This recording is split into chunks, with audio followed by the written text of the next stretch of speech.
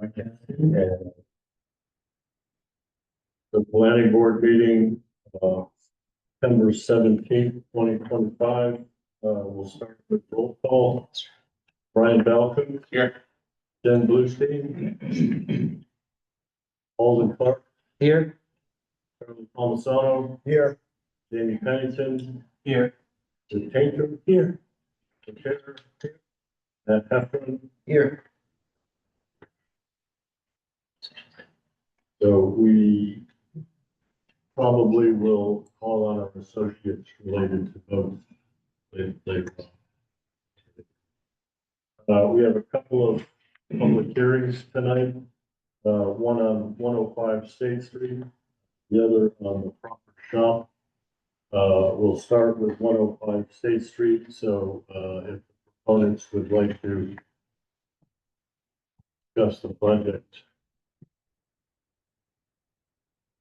Thank you, Mr. Chair and members of the board. For the record, Lisa Mead, Telemann Cost 30 Green Street in Newburyport, on behalf of the applicant, 105 State Street LLC, and Blake Wilcox is here. He's the manager of that LLC. With me this evening is the architect on the project, who is Scott Brown, and the engineer on the project, who is Steve Sawyer from Millennium Engineering. The applicant proposes to renovate the existing non-conforming multifamily structure, which currently includes 14 residential units. The proposal includes the removing of a portion of the rear of the structure and renovating the interior and exterior of the building, ending up with 6 units with sufficient parking for all of those units on site. Currently, the property includes unmarked paving in an area on a good day might get you 10 parking spaces, where 18 are actually required. We're required to have 9 spaces, and we'll be providing 12 spaces on the site. Property is located in the R3 zoning district in the downtown overlay district. We've already been to the Historic Commission for the recommendation. You all should have that in your file. The building itself was constructed in and around 1850, according to the assessor's records, which, as you all know, is their favorite default. And it's actually 1808, according to the Form B in the district data sheets. Based upon our research in the registry of deeds, we can tell that Tidcombe constructed it probably around 1808, given the reference to a building on the deed in that time period. The district data sheets have this building listed as contributory to the district. So as I said, the current use of the property is a multifamily non-conforming structure, which is now required to have a special permit in our R3 zoning district. Non-conformities for the project, before I go through the historic maps, the lot area includes 13,979 square feet, where the current use of 14 units require 60,000 square foot lot. The applicant proposed 6 units where 28,000 square feet would be required. The lot frontage is 120 feet required, and the property includes 70.42 feet. The height of the district is 35, and this building exists at 39. And the district requires at least 40% open space, and there currently is 28.4% open space. So those are all of the non-conformities currently existing. The applicant's proposing to take down 36.7% of the rear of the exterior walls, which includes, as I mentioned before, 1-story wood and brick sections in the rear. Importantly, a significant part of that 36.7% comes from covering up portions of the rear of the building. We're putting the addition. You can go to the next slide, please. So before I get into the maps, though, we're required to get a special permit for the DOD, a special permit for nonconformities, as well as major site plan review. So those are the 3 things the board will be considering this evening. So just to give you a little bit of historical context here, this is the 1888 Sanborn map. If you look to the left of this map, you see High Street. So this property is one building in from High Street on State Street. So it's that red building right there, kind of in the middle of that lot, which is one lot with multiple residential buildings. We don't get to do that anymore. But that's the building right there, and that's the original form. Next slide, please.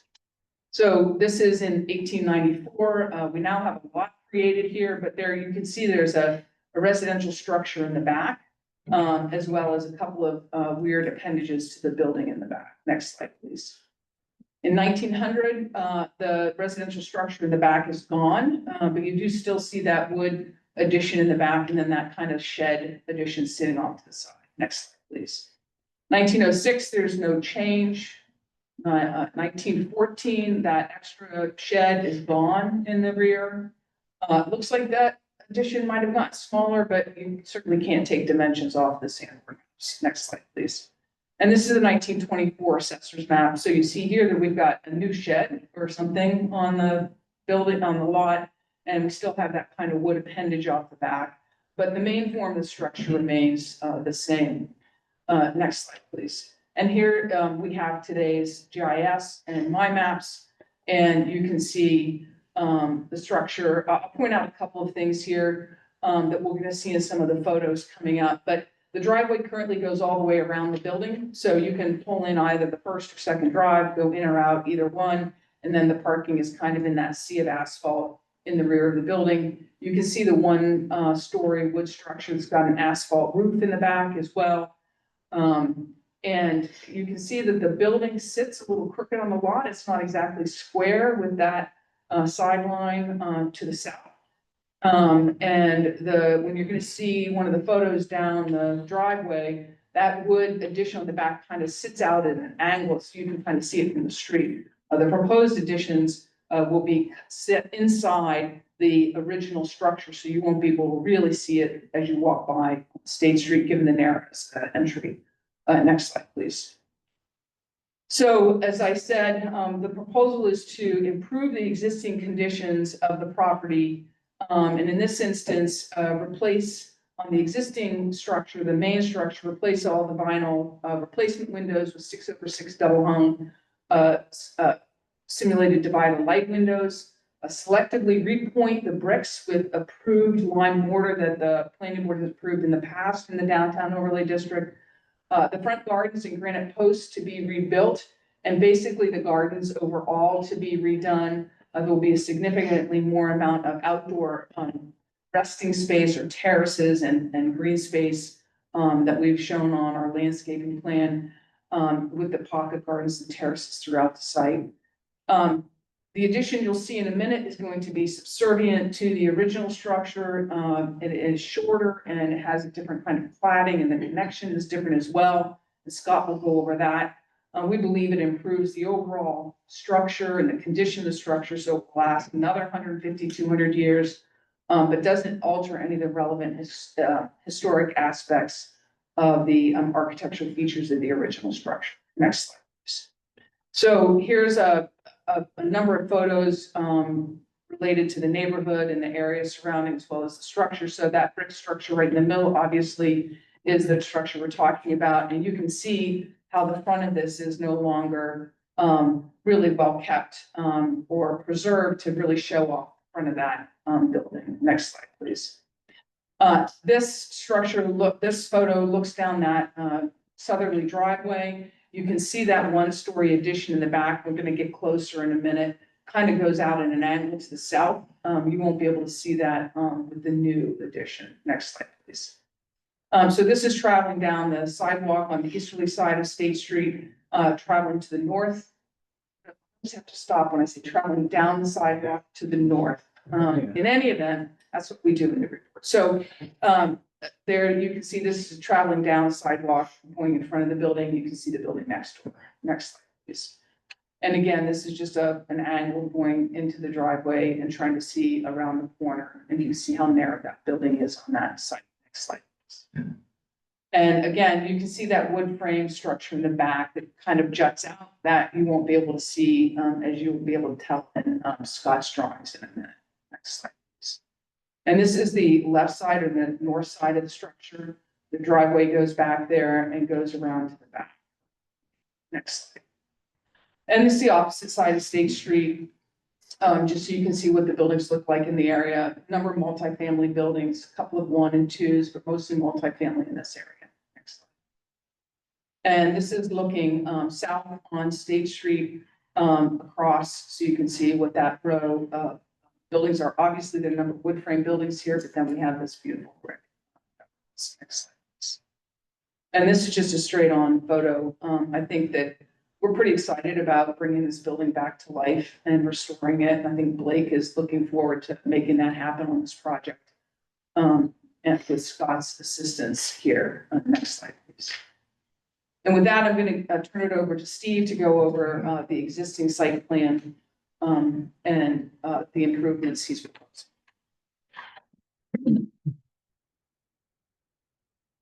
Good evening, Steve Sawyer. My name. So this is the existing conditions plan. As you can see, there's the structure with the additions off the rear. Most of the site is paved, mostly paved. There are some trees around the perimeter. I think we can just jump right to the next plan.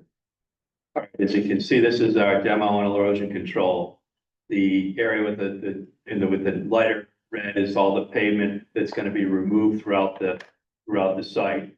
We'll be removing that and reconfiguring the proposed conditions. And then you can see in the hatched area, you can see the area of the additions that are going to be removed. And then working around the site, if we work around, I guess, counterclockwise coming in, you'll see there's a tree. I think it's right at, off the back of 110 high. There's a 20-inch tree. We're gonna, other side, Andy, down, there we go, that one there. That one, the ones that are dark are gonna remain. So that's a 20-inch tree. There's an existing fence, on, our side of that tree. The property line is actually on the other side of the tree, but we're gonna maintain the fence at that location. We are gonna remove the fence, gonna remove a section of fence from that location to about 30 feet to the right, because we need that room for parking. The tree, as we work towards the rear, there's a tree in poor health that's gonna be removed. Then at the back corner, there's a tree in good shape, provides good canopy. That tree is to remain. And then as we work along the back property line, I believe there's 2 Norways that we're removing, and then a larger 12-inch that has good canopy that we're gonna maintain. And then there's some smaller trees along the rear that will all be removed, and with a robust planting plan around the perimeter. So that's about it for the existing. There is a dry well in the rear that doesn't appear to be functioning. That dry will be removed and we'll be providing. Next slide, please. As you can see with the proposed conditions, we're formalizing the parking quite a bit. We're closing off the entry, the circulation around the north side. That's going to be closed off with patios with one spot up on State Street. And then on the other side will be the main entry. It's 12-foot total width. I think we received a comment about trying to provide some pedestrian designations. So what we're going to do here, we really need the full 12-foot width. But what we're going to do is we're going to provide 9 feet of pavement, and then 3 feet is going to be a brick paver flush with the pavement. So I think with this, it'll sort of direct the cars to be on the pavement and then pedestrians to walk on, sort of separate the car flow and the pedestrian flow with this treatment. And so that flush treatment runs around the whole perimeter of the building, around the whole side and then along the rear. And so as we work in to the site, there's a parallel spot on the right. I think it's spot number 11. And then we have parallel spots as we work around the perimeter, perpendicular spots as you work around the perimeter, where cars can pull in forward and back out and then pull out forward onto State Street. And as far as the trash, we have a small trash enclosures. I believe that what we're proposing is each unit will have their own designated area. So I think there's 6 of them around, or 1, 2, 3, 4, 5, 6, 7, 8 trash enclosures as you work around the property. So there's no centralized there to keep the activity to a minimum spread out through the property. It's just going to be the typical Newburyport recycle bin and one recycle bin and one trash bin for each unit. And as far as the grading right now, it's about split, about the front quarter of the site. Grade flows off towards State Street. There is no stormwater attenuation, other than the fact there's a dry well in the rear that doesn't appear to be functioning. So what we're gonna be doing is we're regrading slightly. Right now, everything flows off towards the northeast corner of the site flow. And basically it's unchecked and it's all pavement or roof for the back 3/4 of this area. So what we'll be doing here is we're gonna be providing two concrete infiltration leaching basins. So there's two basins. The front one will tie the new roof drainage, the new addition roof drainage into that unit. There'll also be a grate there to pick up stormwater flow, sheet flow across the site. And then that one in the upper right, that's basically the receiving area of the rest of the parking lot. It's all stormwater is directed to that point where it would be intercepted and infiltrated into the ground. As you know, I think most of us know that the ridge is great, is fabulous soil for underground infiltration, very low, large offset to groundwater and all gravel, so it readily accepts stormwater flow. And as far as fencing, we're leaving almost all of the fencing in that as it stands today intact, except for along spots 7 through 10. We'll be shifting that fence slightly or a couple feet to make room for those parking spaces. We're actually still not bringing it to the property line. I think it's still a couple feet from the fence line to the property line, from the fence line to the property line. And the main reason for that is to provide a couple feet behind 110 for them to access and maintain that building. So the property line is, based on our findings, is really probably 6 inches off that building. But we're gonna keep the fence at a location where they can have some access to around the back of that building. And then as you work your way around the perimeter, it'll just at the trash enclosure beyond spot number 7, it'll jog back in and then the fence line remains as is around the perimeter. There's not to minimize the impact to any abutters, even though the fence is in some areas 3 or 4 feet into our property, the subject property. And I think that basically covers it. There's an existing water service that we will be reusing. We will be providing a new fire service. That'll be a 4-inch ductile iron for fire suppression within the building. And then the sewer, I believe it's been videoed. I think Blake had a video. It's in good shape. So we're just going to reuse the existing sewer. So to minimize any impact on State Street and not requiring it to get up a good place. I think that'll cover the site. I think we'll pass it off on the architecture with Scott.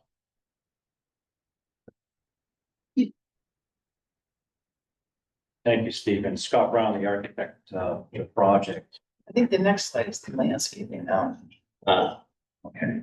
So what we could just go to the architectural site plan A0.1. Here we go. So this is our architectural site plan, and it's showing most of the same information that Steve Sawyer is showing on his plans. The only thing that we're showing on this plan, which he is not showing, is the lighting on the property. And for the most part, like all of the site lighting are going to be low-level mushroom type landscape lights, which really throw light down. We do have some light fixtures mounted on the building. We have got 2 new front light fixtures at on the State Street side, which you'll see in the elevations in a minute on either side of that front door. We do have the main entrance to the building in the center. We do have a light fixture there, which is mounted underneath the canopy. And on the north side of the property, which is the downhill side, we do have 3 exterior light fixtures, that are mounted on the building. And we do have 3 doors on that side, which you'll see in a minute that all need to be illuminated. We have provided cut sheets for all of these light fixtures, and we've been very careful about making sure that the color temperature across these fixture selections all matches. So the plan is to have a very sort of low level lighting across the site. Next slide, please.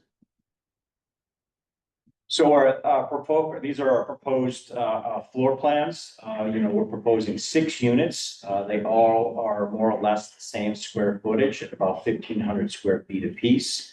They are all 3-bedroom units, although we fully expect one of those bedrooms to actually be sort of a flex space, more like a home office.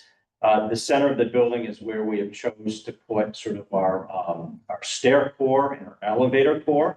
We are proposing a commercial elevator here. The plan is to have all of these units be accessible, although it's not a requirement. We want all of these, floors to be at the same level. There will be an elevator overrun at the roof level, which you'll see in a second. And there's quite a bit of cross slope to this site. I think it's a little bit more than 3 feet from the south side to the north side. So we're actually taking advantage of that. Having 2 of these units will have some finished space in the basement, which I like to sort of call kind of like a daylight basement, where they have some windows up high, and in the upper left-hand corner, you can see those sort of shaded areas indicate where we've got finished space for those 2 first-floor units in the basement.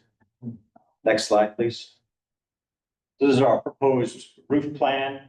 At the bottom here, plan south, you'll see where our elevator overrun is located.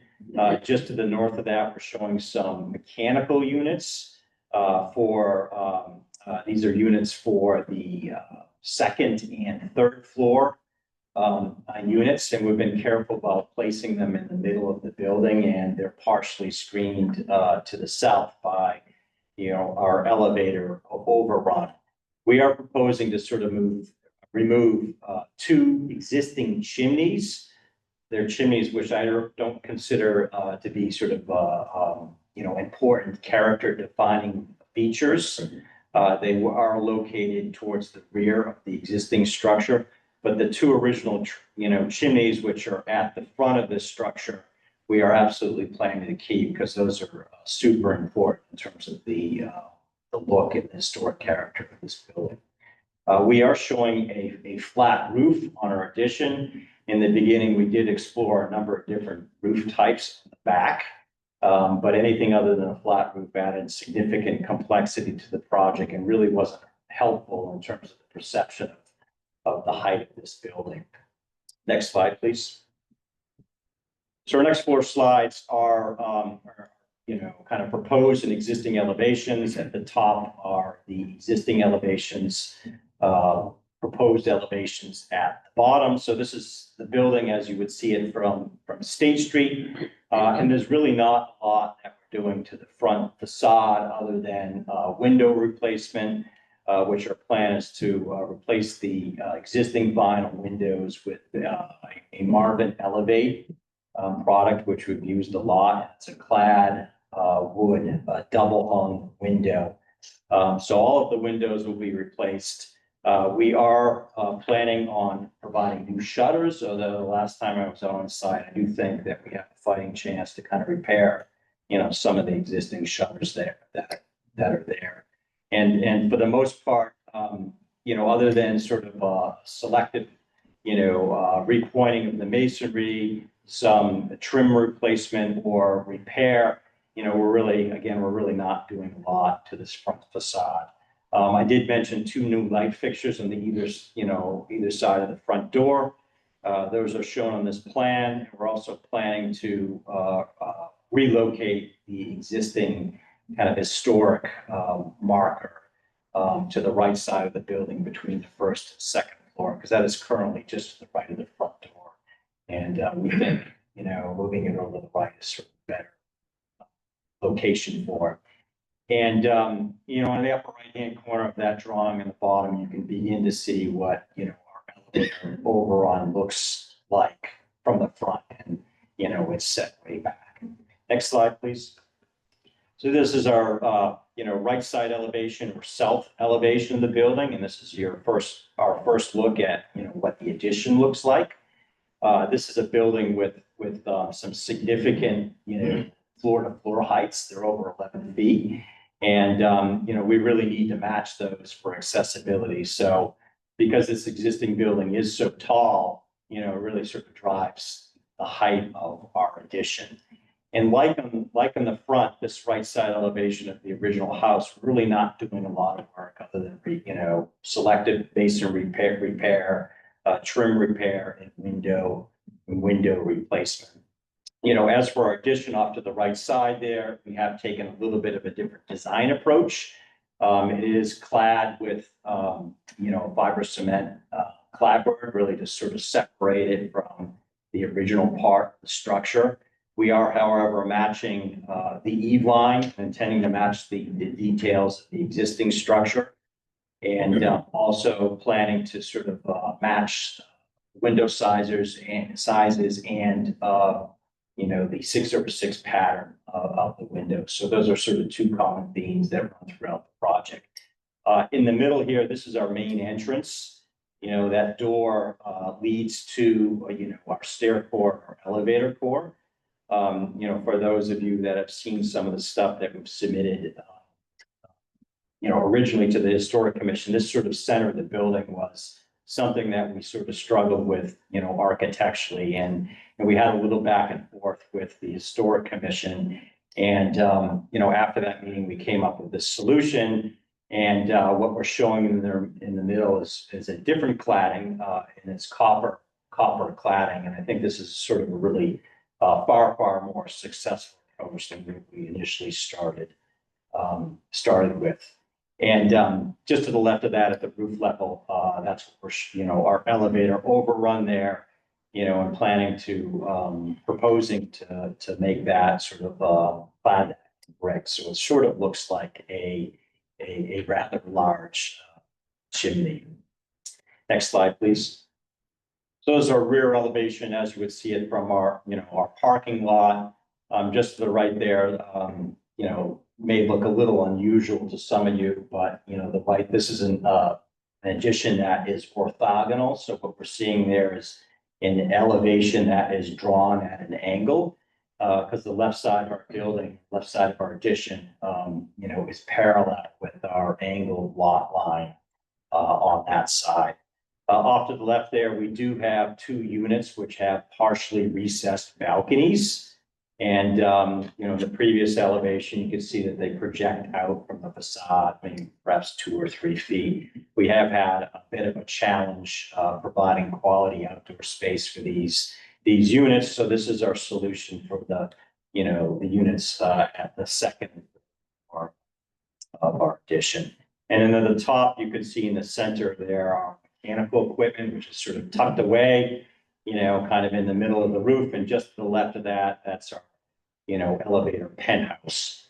And in the lower right-hand corner here, what we're seeing is a double hung window, which is an egress well. So we are planning on 2 of these units to have bedrooms in the basement. And so this is necessary to provide egress from that bedroom, which is at the back left corner of our. Next slide, please.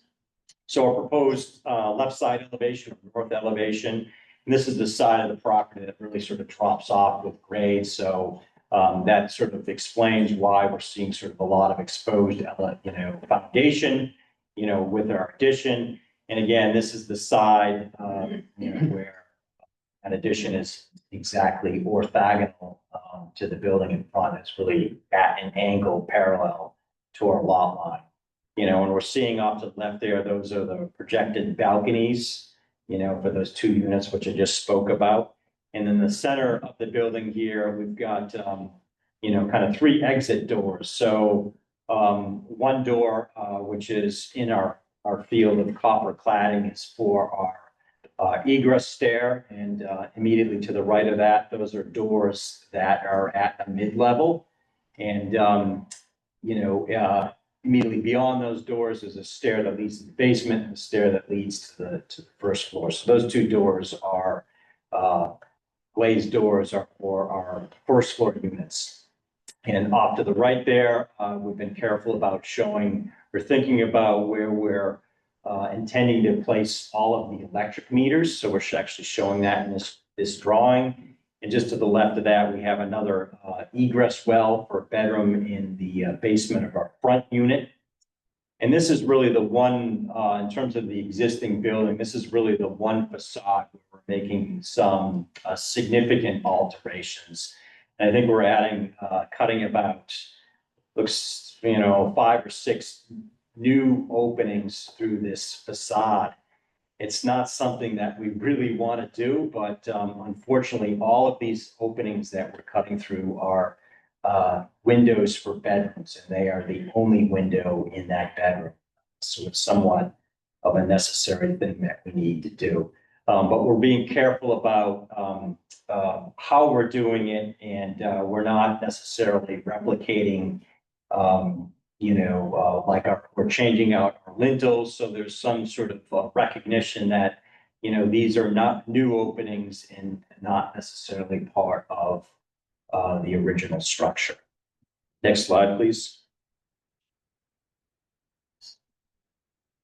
So our landscaping plan, and which really goes to show sort of the healthy amount of landscaping we're providing across the entire property. And at the top, there's some images of some of the fence types that we are proposing for this project. Next slide, please. Oh, and so with that, I'll turn it back over to Lisa Mead. Thank you. Lisa, I think I went along. I did. And there was probably an important item of the site that I did forget to talk about, and that's the wall. If you can jump back to the proposed plan. The north side of the property, if you zoom into the north, there's an existing Versalock or segmental block wall. The rear part of it's in good shape, in very good shape. But as you work your way towards state, it's bowing and in tough shape. And then as you get past that portion of the segmental block, it's a steep slope with some, looks like there might have been an old granite block wall that's not really doing much of anything. So we are going to be removing a portion of that. You can see the stub of the existing Versalock wall, segmental block that's bowing. We're going to be removing that portion and then providing a new block wall. You can see in brown where we'll tie in at 90 degrees. It's easier to tie into the wall at 90, come out and then turn 90 along the property line. So there will be, we got on site, really took a hard look at it. And this was our best solution to manage the grade that drops off at that end of the property. And along the new wall will be one of the large block type where you can set a fence right on top of the wall, the shade block. Yeah, we're going to tie to that. And also where the existing block wall is going to remain, right now it's paved right to the wall, which makes me nervous having a car right up against that block wall. We have pulled the pavement substantially away from that wall and provided a landscape buffer along with a wood guardrail that's going to be set a couple feet back from the face of that wall. And that's it.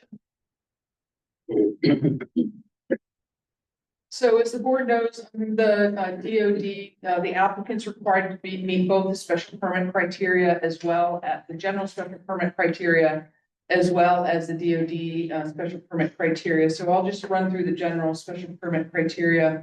The first is that the use is listed on the table of use regulations. Here, the multifamily use is listed in the R3 district as by special permit, or in this instance, it's pre-existing non-conforming.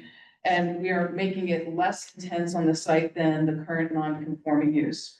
The next is the requested use is essential or desirable to the public convenience or welfare. Here, the multi-family use is prevalent throughout the R3 district. In fact, it's the most dense district in town, except for the smart growth district. This area is, in fact, many of the buildings are multifamily housing, and the city council, by allowing multifamily housing use, has determined that it is desirable, and certainly given the location and adjacent to the downtown is convenient for the health and welfare of the city. The next, number 3, is the requested use will not create undue traffic congestion or unduly impair pedestrian safety.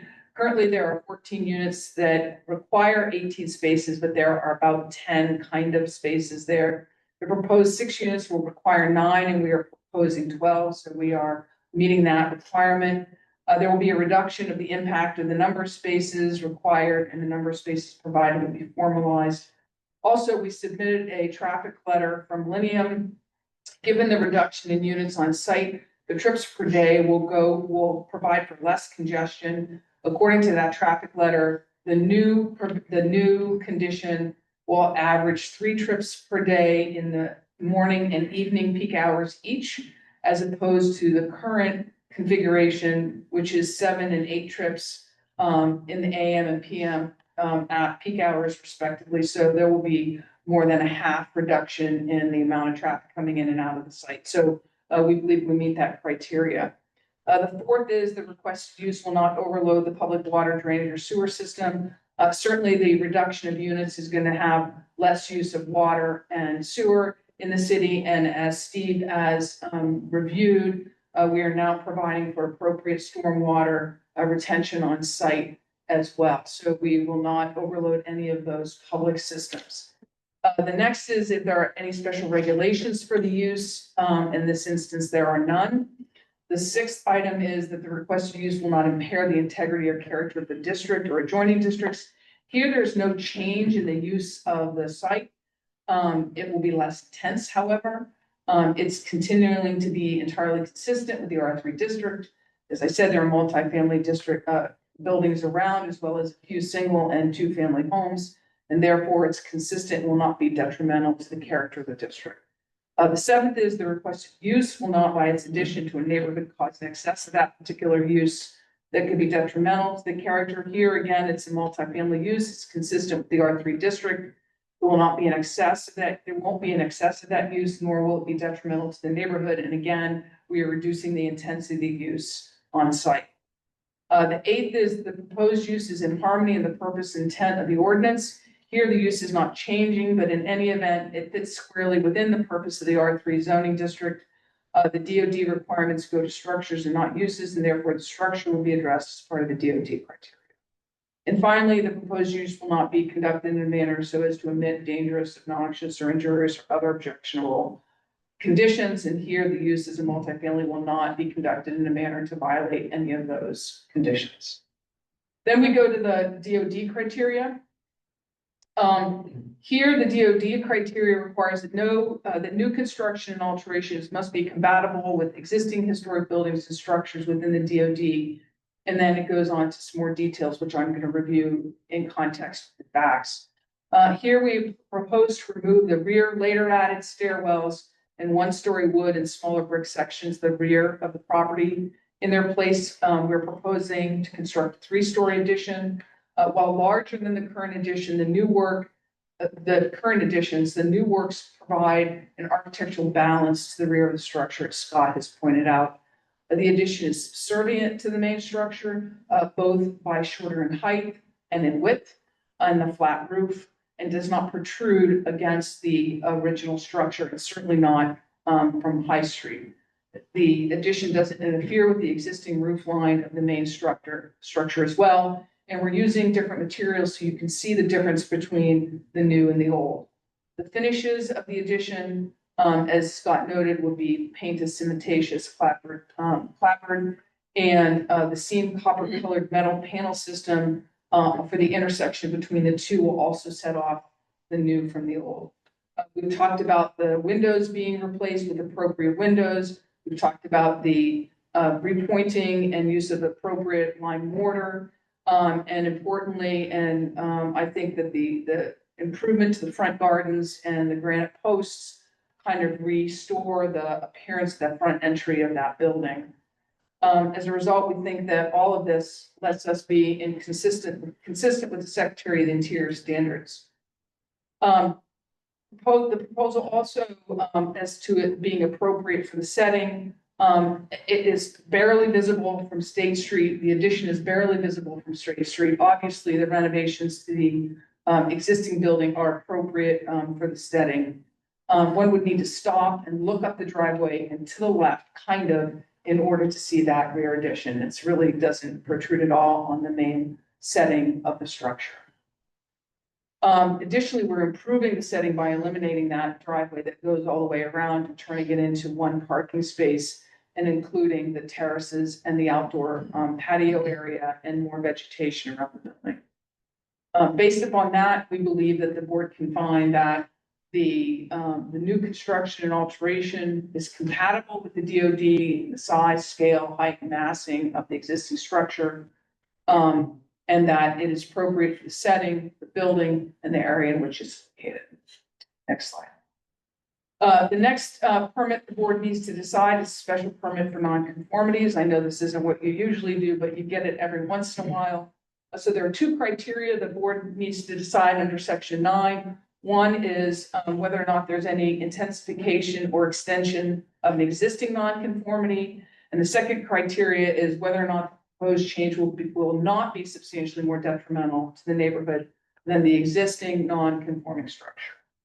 Here as a review, we are improving and or eliminating the existing non-conformities. So lot area is 13,979 square feet, where the 14 units would require 60 and the 6 units require 28. So we are reducing the intensity of that nonconformity.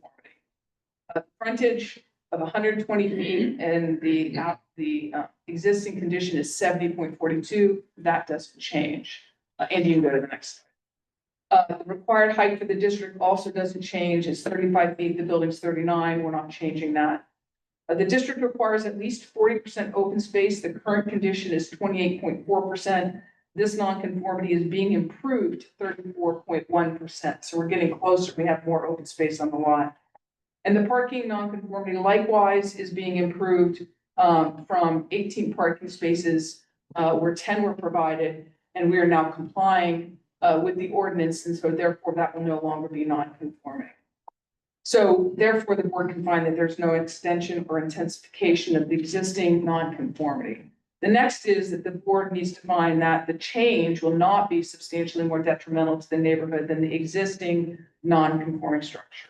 Again, we've eliminated 2 of the nonconformities, improved on another, and the intensity of the lot area is also being reduced. The intensity of the nonconforming lot area is being reduced. We believe that the changes are consistent with the neighborhood as I've described before, and all the changes are primarily taking place in the rear of the building.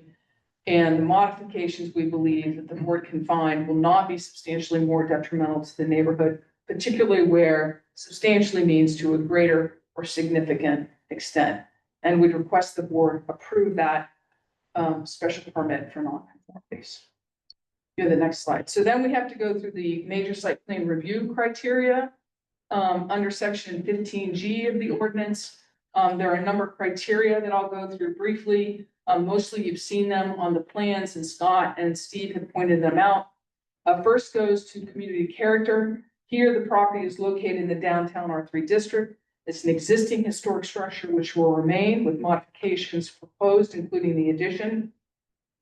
The use of the property will remain the same, although not as intense.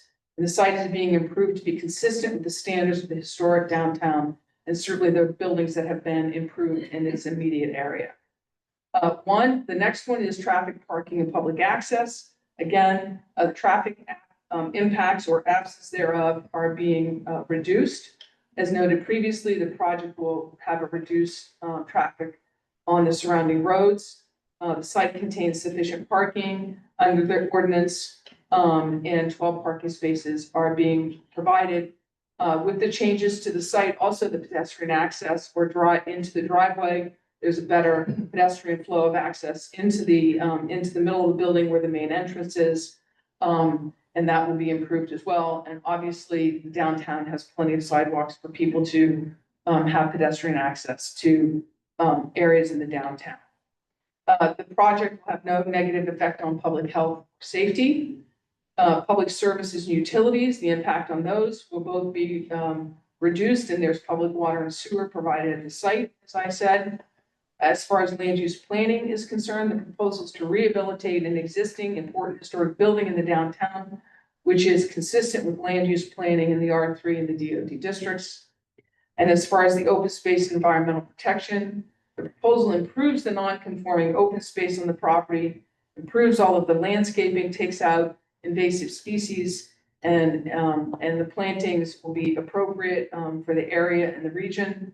The proposal meets the Commonwealth stormwater policy as indicated by your peer review, who's already submitted comments that the project meets all of his requirements.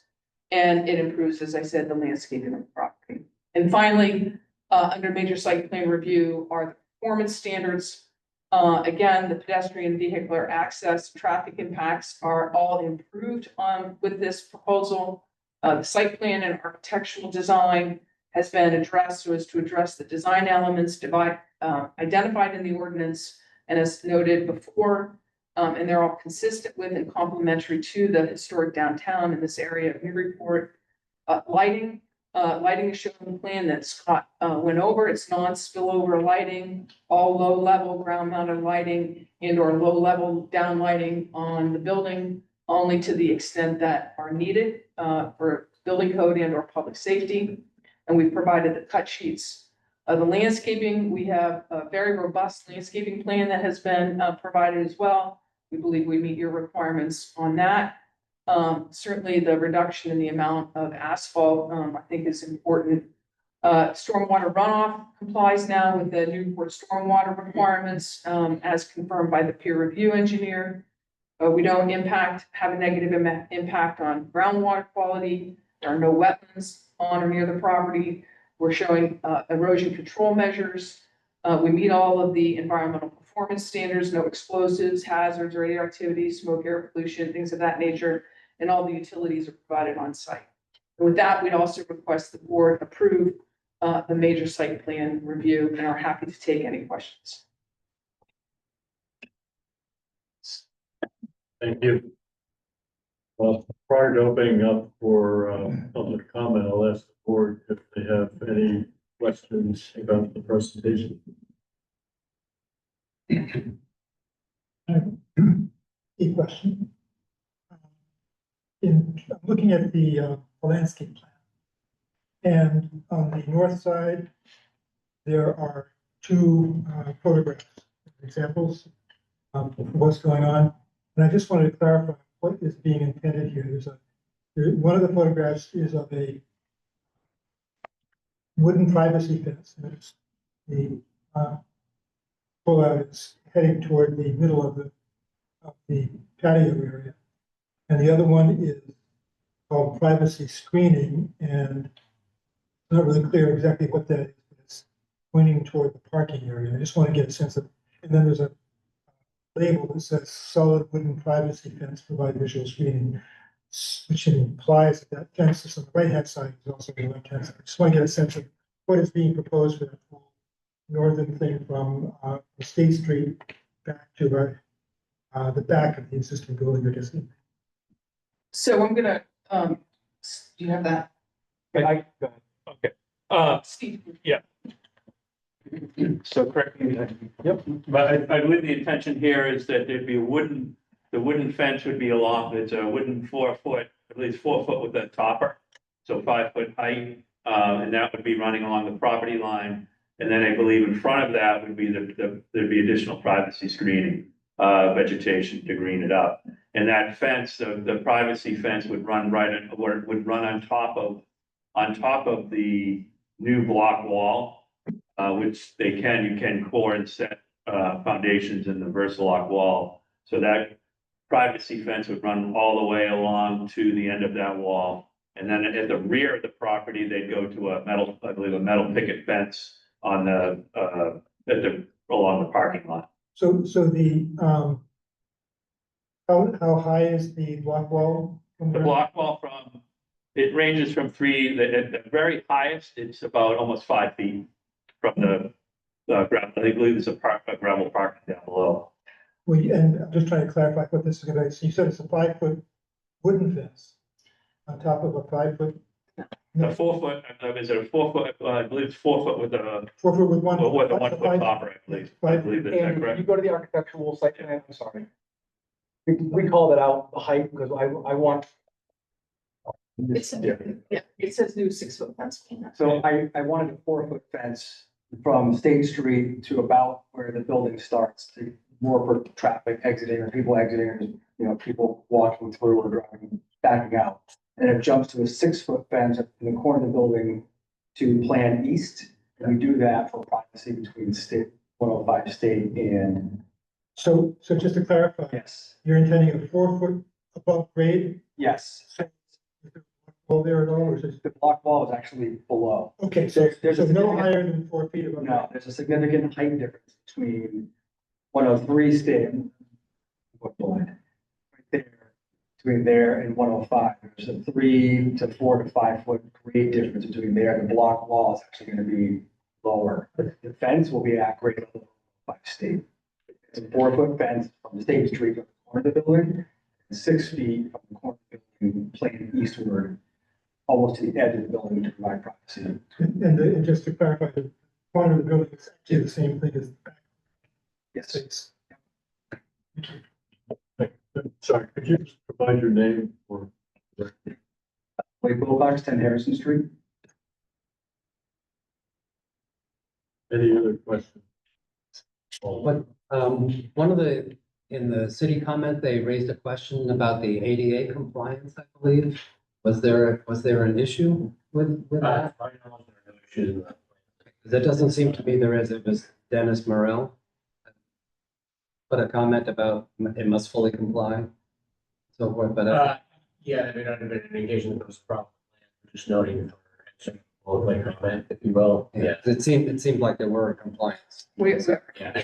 Okay. Thank you. I have a question about the sidewalk on, I guess, the south side. You mentioned, I think you mentioned that it's gonna be flush mounted and it's gonna go, it's gonna delineate where you can walk, where you can drive. The question is there a strip or anything that would alert a tire, whether it's encroaching on the sidewalk, or is it gonna be truly just visual only, just? It would be visual only, visual only. You know, I guess you could, I don't know, you could provide a lip, but I don't want to create any trip hazard, you know, it's a trip hazard there, and we really need the 12 foot. And we should, 9 feet with a curve. So you want to would be, use it when you use it. but Yeah. it's- it's one. Okay.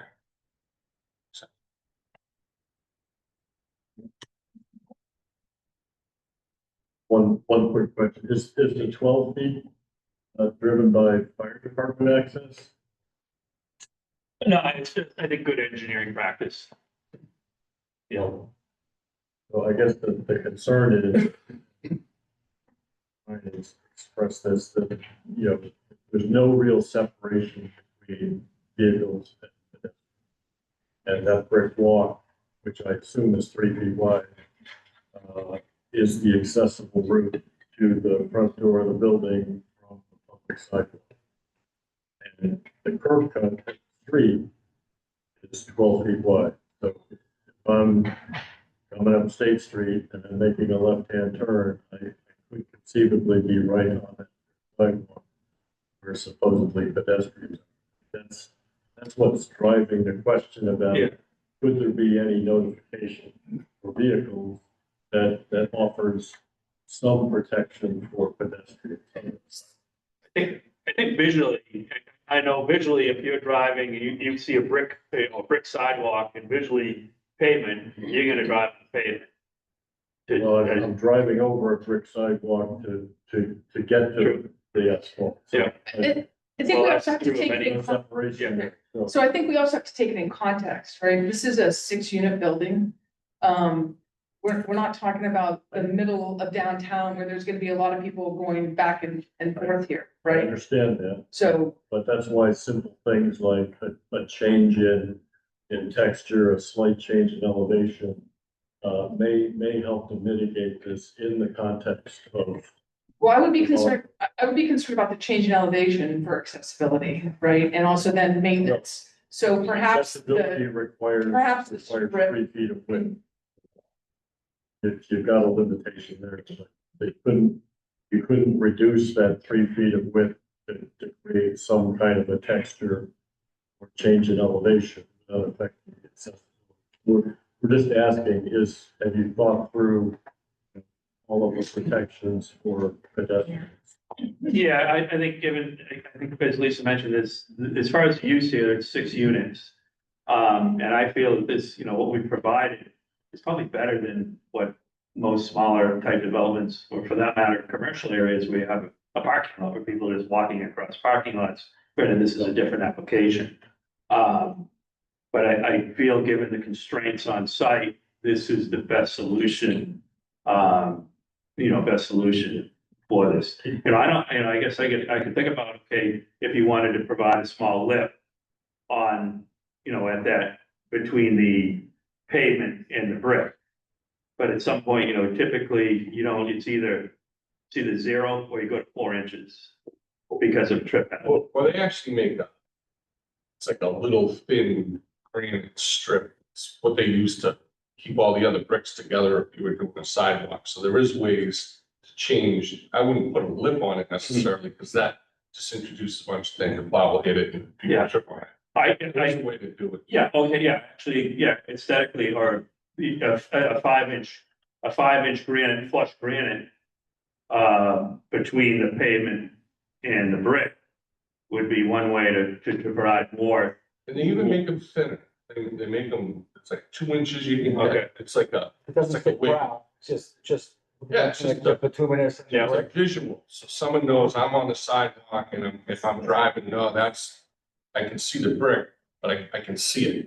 You can stripe it, there's other things you can do, Yeah. I guess, I think I some prefer, indication. yeah, I'd say versus striping, I think aesthetically that a brick band, I mean, a granite edge would be a lot better, a lot nicer application, yeah. Which I think that we could adjust that. I mean, we're making progress. Yeah. Keep in mind, the plan that we saw a couple of weeks ago had no brick. Yeah. It was all asphalt. Yeah. There was no pathway for pedestrians to get to the front door. So we're making progress. But I think the idea of a visual separation, like a granite strip, I think I understand the limitations on dimension there, but I think you gotta do everything you possibly can. So we would take that as an added condition to show on the plan prior to. Yeah, we just ask for clarification, both between the board and the application, make sure we're on the same page. Is the expectation that that's around the entire brick that's shown here around the back as well? Or- So flush, if it's flush, I would do the brick. Okay. Thank you. Any other questions before we open? Just one question. You've gone to great lengths to show a lot of equipment, where it's located, the exhaust for the fireplaces. Are there any other types of venting or things that you would anticipate penetrating the facade, either on the new building or the existing building that would, or can you do all?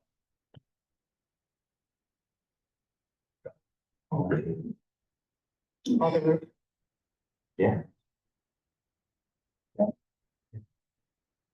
Yes, we're doing, right now, we're planning on, mostly electric hot water heaters as well. So there would be no venting for the hot water systems, and then dryers to and just put booster fans in. I don't want to go to the brick, I want to limit that if possible, because it's. We have shown as much as we can.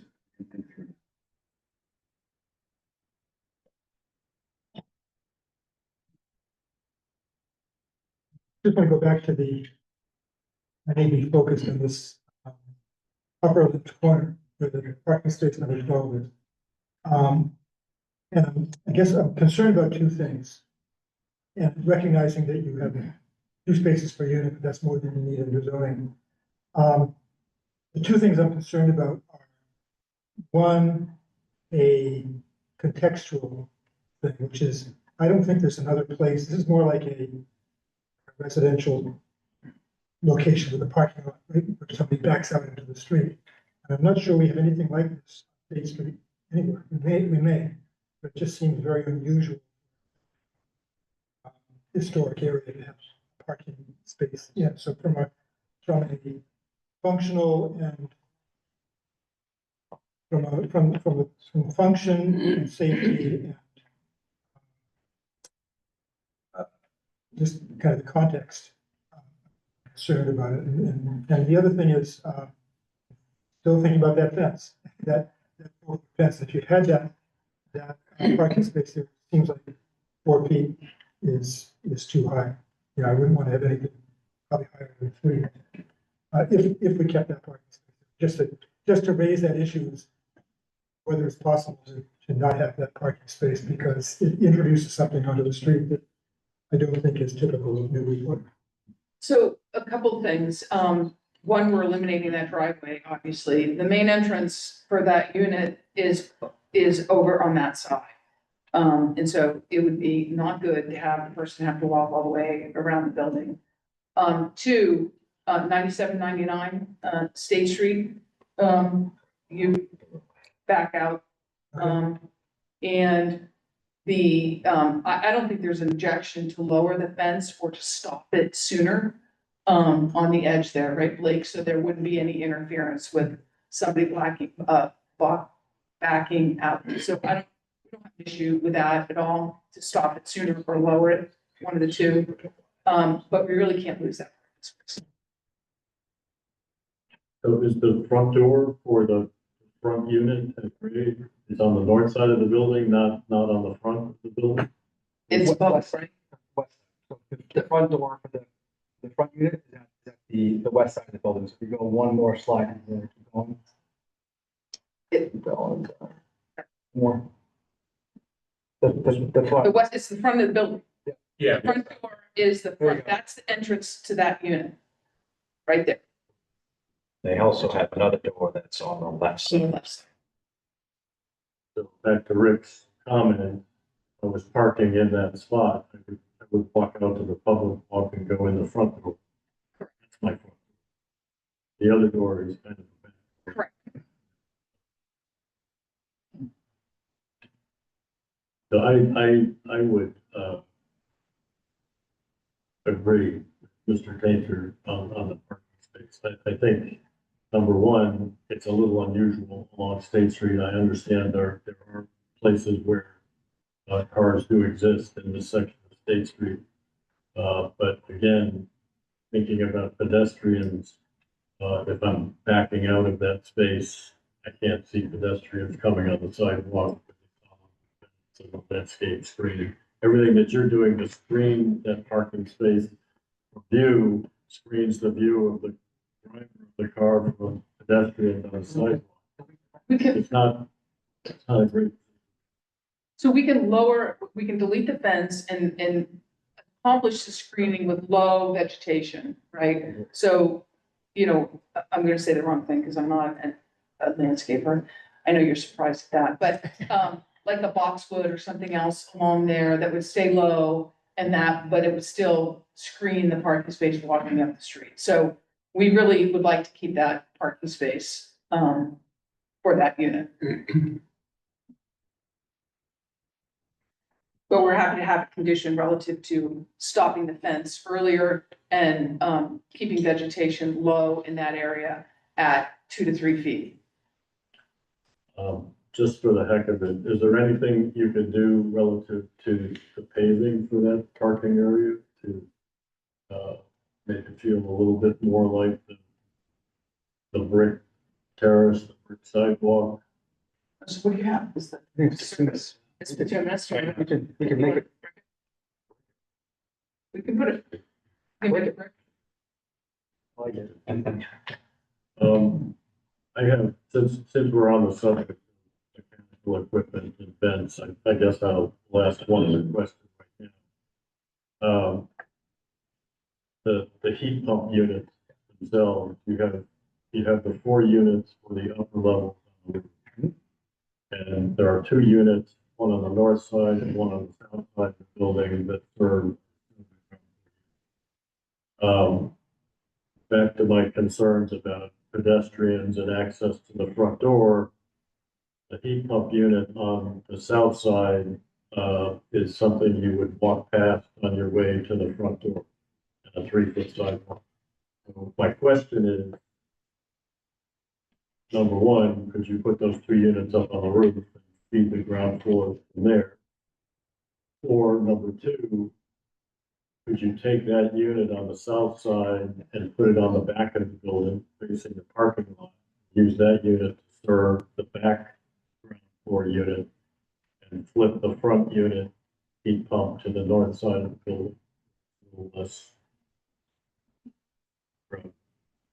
You're trying to achieve, Like, you gotta, Trying to get the heat pump off of the south side of the building.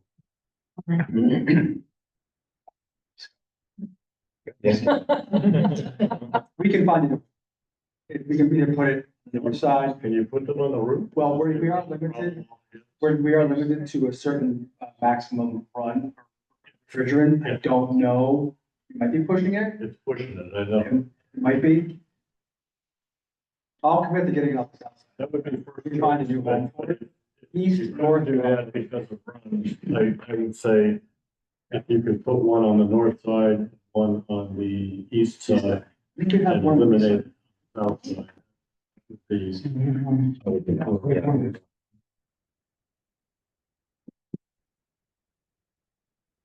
we see that plan? Can we see the site plan of buildings? Yeah, so the one on the north side, that's really that's not meant to be a walkway. It's sort of meant to not have people walking on the north side of the building around the building, keep it around. Those are terracing. So if you had a unit there, or the front unit on their terrace, Yep. then it's their problem to deal with. Fine with that. They've got a lot of light.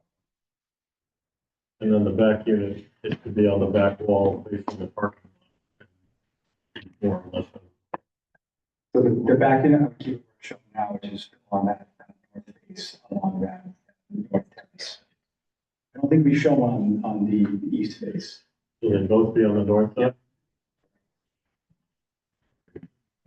so maybe just to be sure that they can do it and we don't consider this kind of a modification, if we could just say that there won't be a heat pump on the south side of the building, so they can do the study that they need to do to make sure they get it where they need to get it, instead of locating it today.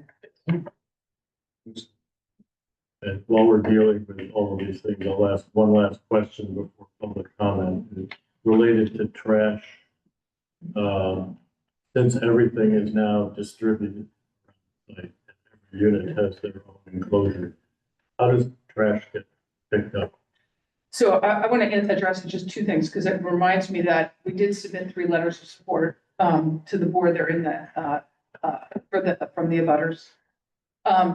And we had these, as you know, in our original plan, all together in a big location. It was the request of the abutters to make them smaller and separate them around the site. I believe they're going to take them out to the street. Yeah, just like everybody else. Okay. I mean, I think it's a good solution. Yeah. Distribute them around the site. I'm just curious what happens on Yeah. Take it out to the street. Monday or Tuesday. Okay. I'm gonna open it up for public comment now. If you have a comment, please come up to the podium, state your name and address. Please try to limit your comments to about 2 minutes if you can. So if anyone has a question or a comment, please.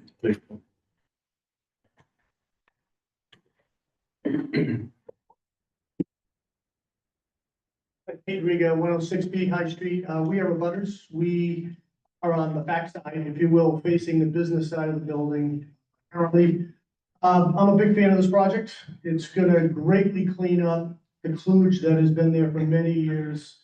It's really a great design. It simplifies everything.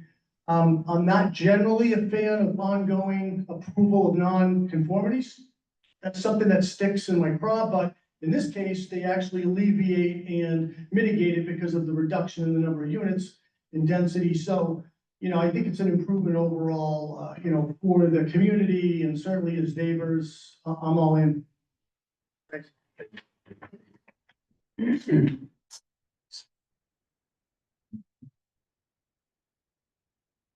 Hi, Donna DeAngelis. I live at 106A High Street, so I'm Pete's neighbor. And I want to just reiterate my support for the project as well. I don't know if this is helpful to you in your discussion about the sidewalks, but our house faces High Street, and as you know, there is. We have a driveway next to the building that goes from High Street down into where our parking lot is. And, we have that runs parallel to that driveway that we all use to get into the side door. And we've been there for 5 years. We haven't had any issue whatsoever. I don't know how wide that driveway is, but I don't think it's more than 12 feet. And, it's worked. So, just want you to know.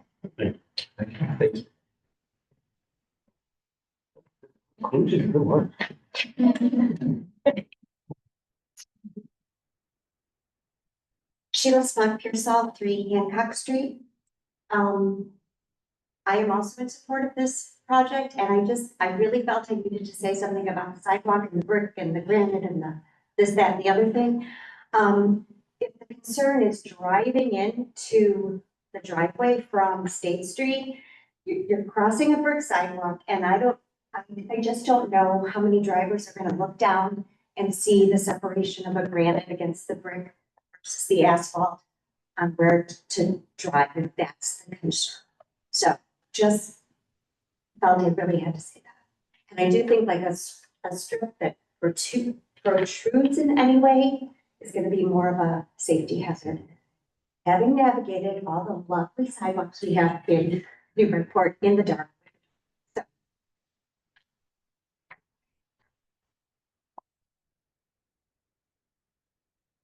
Any other comments from the public?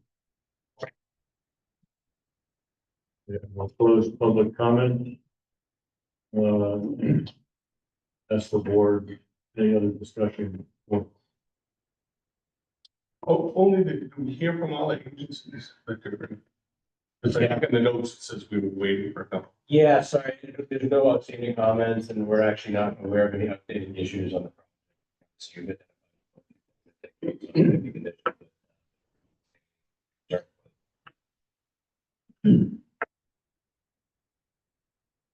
Any other discussion? I have one question for Mr. Brown. Can't let you off the hook. At least one. You'd be disappointed if I did that. I'm just wondering this is a hypothetical question. I'm wondering in your early study, given how many things need to happen on the south side of the building, did you ever consider flipping the main entrance to the north side of the building so that cars could enter on the south side, people could enter on the north side? I'm just curious. Yeah, in the beginning, we looked at a number of configurations, just trying to sort of like, we started with trying to sort of see, to maximize the amount of parking that we can get on site. So, yeah, we looked at maintaining sort of like the drive around and also making the main entrance, on the north side of the building. And it's significantly tighter on that side, between the building and property line. And, that's what we have most grade challenges for. So for a number of reasons, we sort of abandoned that and really thought that, locating this driveway on the south side of the building is really the best thing for the project. So the answer to your question is yes, we did look at that. Yeah, okay, thank you. And a number of challenges. I assumed you did. Including getting up, it's a lower level, including getting up to the first floor. There's 3.5 feet of grade change from one side. So in terms of trying to make the building accessible. Okay, thank you. Any other comments, discussion? If not, I think we can move to discussing a motion. I will say that we need to separate the special permit from the site plan. So there will be, we will get to a vote that will include our associate members for the special. And just board members voting. So I will entertain a motion. Just to clarify, the motions for special permits for the nonconformities, Nonconformity. For the historic. the Downtown. so there's no, so We read that really, together. there's nothing about the specifics of the site plan that go into the special permit. Basically, we get to that. in the site plan. From the separation vote, I'm thinking of for cleanliness, can we have a simple vote on the two special permits? And then if there are any modifications to the site plan, they can be addressed. Such as lowering the fence. for example. Yeah. I think that's sort of based on the discussion. That makes sense. Yeah. So in that case, I would like to make a motion to approve the DOD special permit and the special permit for nonconformities submitted for 105 State Street with incorporation of the reviewed conditions, et cetera, as provided by the Office of Planning and Development into the board's decisions accordingly. Second. We'll do we have everybody here, so we can do this by a show of hands. All those in favor? Opposed? Okay, special permits are approved. And I will ask for a motion related to site. I can make a motion to approve the site plan review application as with amendments. Yes. I did take note of the, Can we, some of the items that you noted. let's go through it. We need a second. I'll second. We have the granite band, the granite band, separated the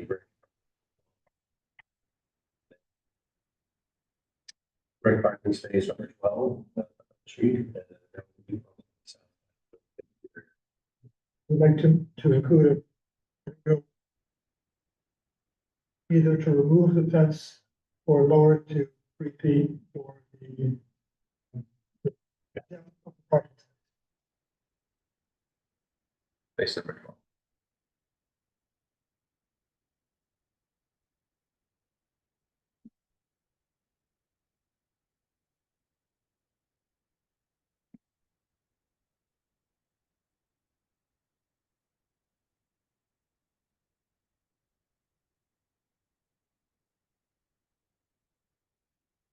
One more. On the right way. Oh, never mind, I don't have one more. Take it. Okay, so we have a motion. The amendment. Again, show of hands, no associated votes on this one. All those in favor? Opposed? Thank you very much. And it's clear you guys put a lot of work in this. A lot of moving parts. Good job.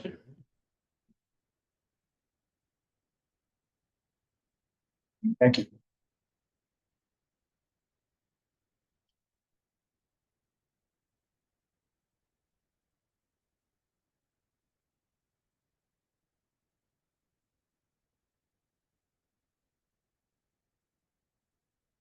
Okay, we'll move to the second. Dreams, you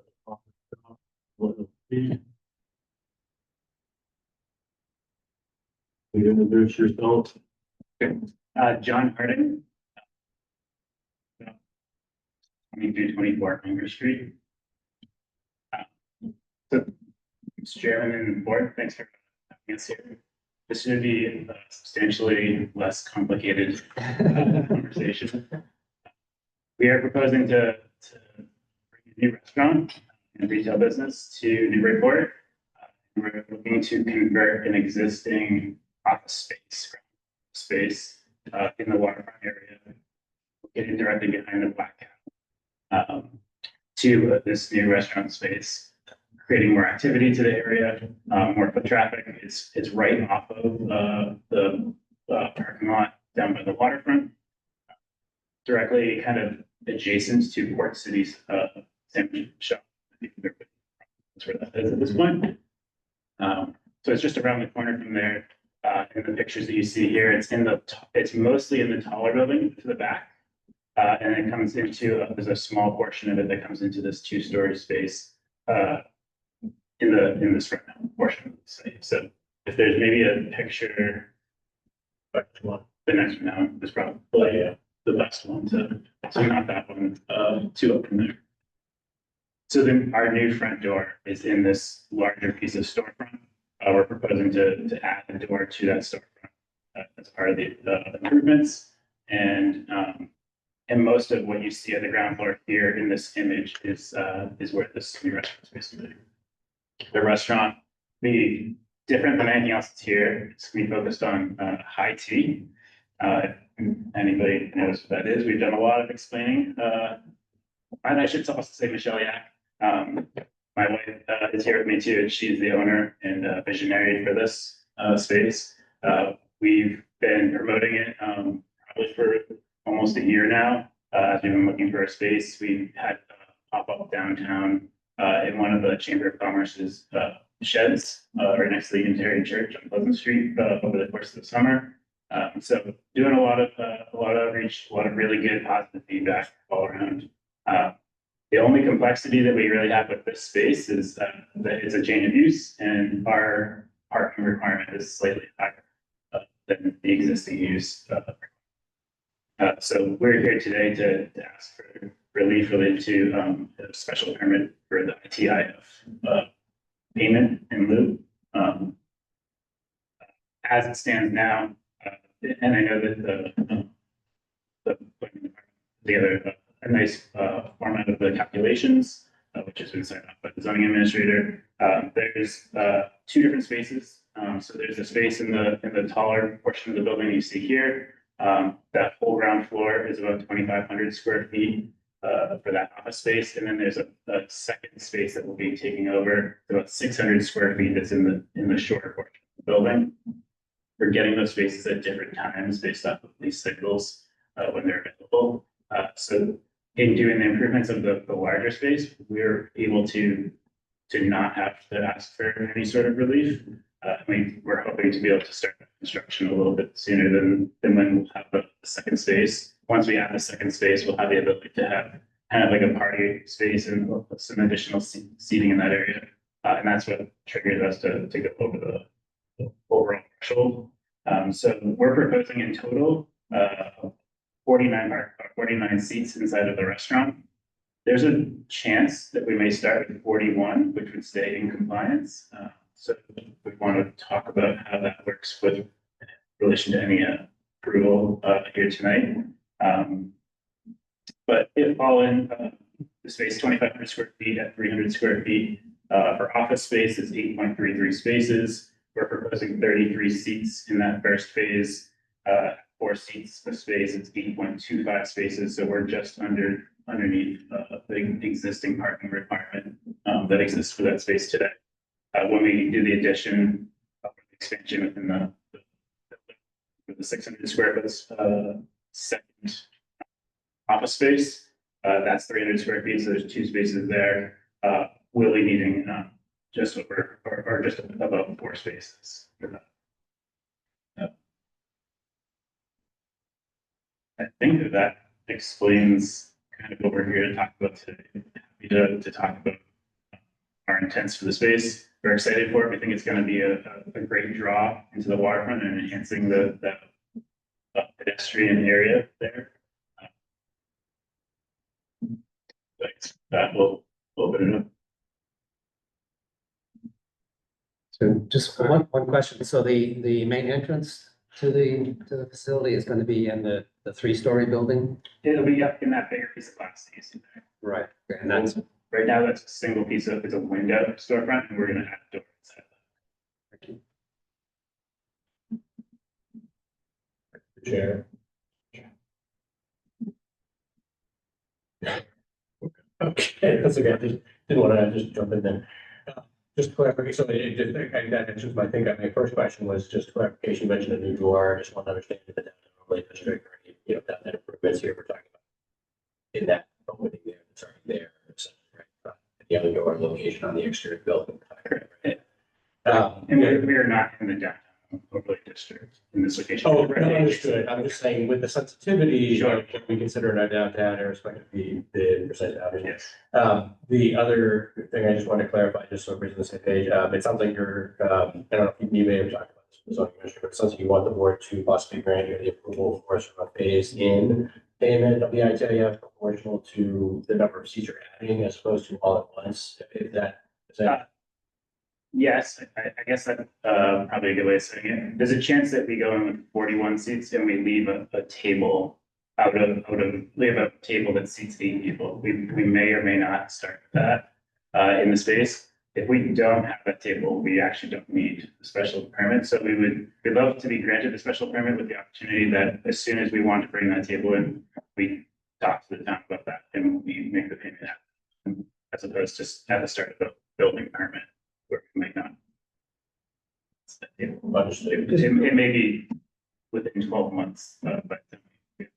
Just to clarify, so looking at the plan, you've got the big space and the smaller space in the shorter building. Yes. Are you saying that if you didn't put those 8 seats in that table, in that smaller space, you don't require an ITAF? And those 8 seats require how many spaces? 2. 2. The 2 spaces that we're asking for. Is there a schedule for expanding into that additional space? That space should be available to us by the end of the year. We're looking to start construction on the first half. For that, we're building out a whole new kitchen. So there's a lot of work in the construction timeline is about 3 months. So our intent is to open this space the end of January, early February of next year. So it's like the second piece it's a pretty small piece. The work to be done there is quick. I'm asking, I guess, I'm wondering if it makes sense for you to come back and ask for the 2 parking spaces when you have some certainty about what's happening and you're ready to move forward with bidding.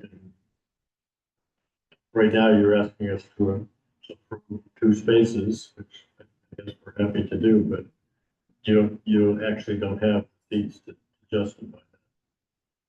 Well, in our full fit, we do have the seats in, and it could be that we move forward with the full 49 as of day one. We're just trying to evaluate the optionality there.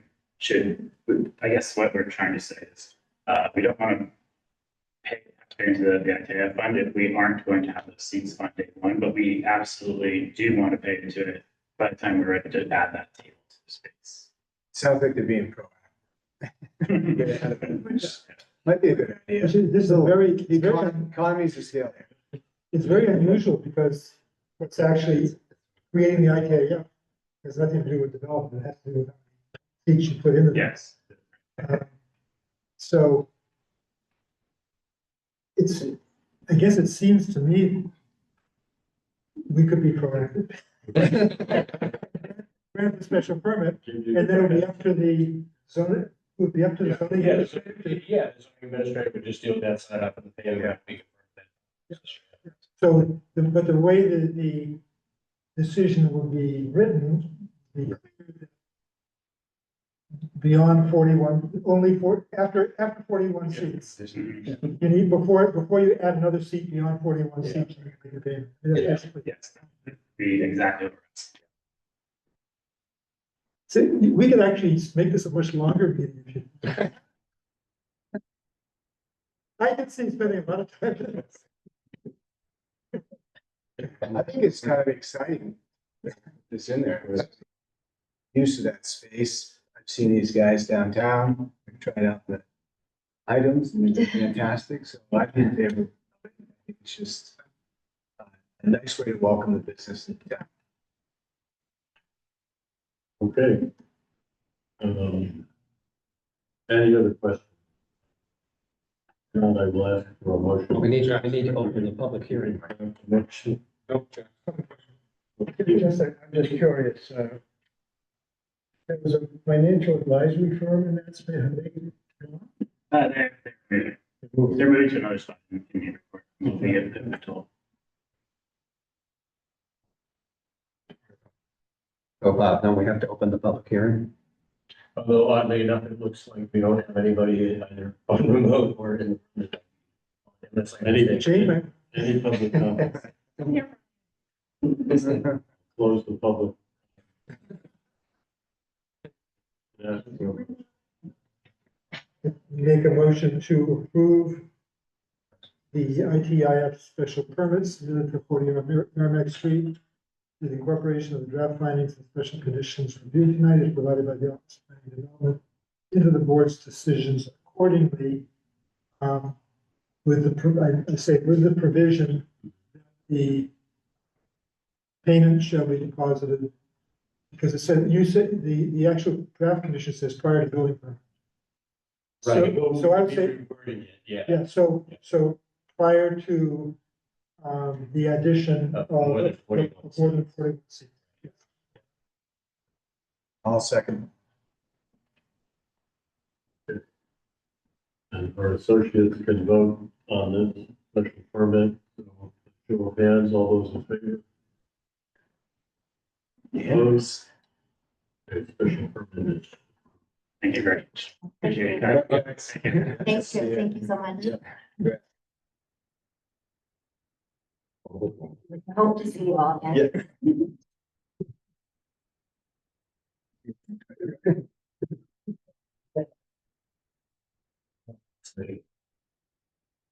You, general business, full of minutes. I did not have. I didn't see these. Neither have I. Next, See them. next one. So we'll push that off. We'll move on to item B. Yeah, I just want to appreciate Jane, having one to hear it. Jane from the Resiliency Committee, sorry, I forget sometimes you may not all know each other, so. No. Jane is the chair of our Resiliency Committee, we've had for a couple of years now. Working on long-term sustainability and resiliency in the city, and what we wanted to just discuss, do not like these tonight, but just briefly, I think I'll look for you and Jane, but just to show you briefly what we have sketched out on the website as a possible form that folks could fill out. I think Rick, you were awesome as well. The idea here, just as context, was that as we try to get people to think about these things in plans that are submitted, just as background for city projects, for instance, we are already taking measures to, harden protect our structures, more natural coastline again, things like the protection of the wastewater facility. So we're taking into account sea level rise, things like that ourselves. So the question being, of course, should we take a look at that in all aspects of the project? Of course, in this case, the property board maybe. So their discussion was generally speaking, and Jane jumped in here if you want. But the idea here was the Conservation Commission, the planning board might be able to incorporate this resiliency checklist part of the form essentially. And so the idea here was to get feedback from you as a board, as we do with the Conservation Commission, at last meetings, on this sketch out form to see, do you think it would be helpful in the form? Is it something we should roll out? Is it something we should modify in some way? Is it something that could be used as a tool for applicants prior to an application? Or and there might be, code changes, things we want to do that are tied into this sort of stuff. But the idea here, I think, was to at least at a bare minimum get applicants to be thinking about these things in addition when they're presenting to the board to try to make sure that they're best incorporating these types of measures, thinking ahead. So with that, I guess I'll look to defer to Jane wanted to add anything to show what that looks like. And No, I think you covered it. We really just, when we were talking about this back and forth in the resiliency committee, like how can we raise the profile of these issues? And so, as Andy said, education, is number one. And so we thought, okay, this is a tool that won't be too onerous. We'll ask about it, and you'll see it, or if you haven't checked it out, if you haven't been able to check it out, not sure what information you have, but is this property in a future flood zone? Heads up, yes, it is. Or what are you doing to ameliorate maybe the effects of increasing temperatures? But not only are we asking questions, but you'll see that we're actually providing some answers as well. So it's sort of a friendly, we're hoping to be, non-onerous, pretty easy back and forth so that it's educational and also we're getting that information for what applicants are doing. yeah, and thank you. And since you're representing it tonight, obviously you don't have immediate feedback to it. Just to be clear, I'm just going to show you where it is on the website so you can take a look yourself. This is an open go, so If you go down to the very bottom, after all the divisions, so, et cetera, down the bottom is a test board. So that's where we have it, you know, the repository for restaurants. So if we're gonna do that, it should be clear. Start by the application and things, but so let's say you're in there, your step one is just filling out some of your basic information, and this is kind of how it look like. Ready, this kind of format way. How this is rolled out, though, that's part of this, you know, sort of question and dialogue that we wanted to have with you and information commission. So you might be searching for a particular address, right? So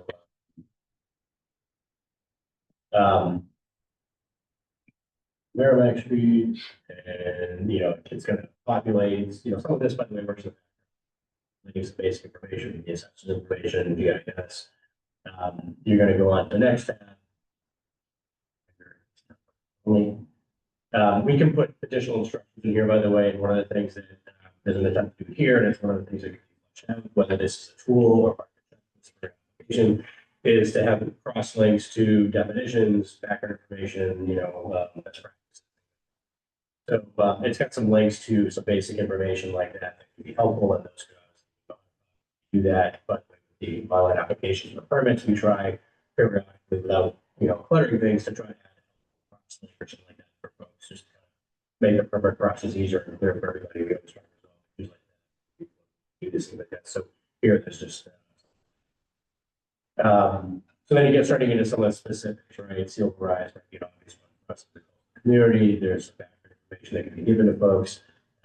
Now, the GIS system can flag your application, which is based on GIS layers. So here, if it's, you know, indicating that the property falls in a hazard zone, that might be. You see some additional links for information.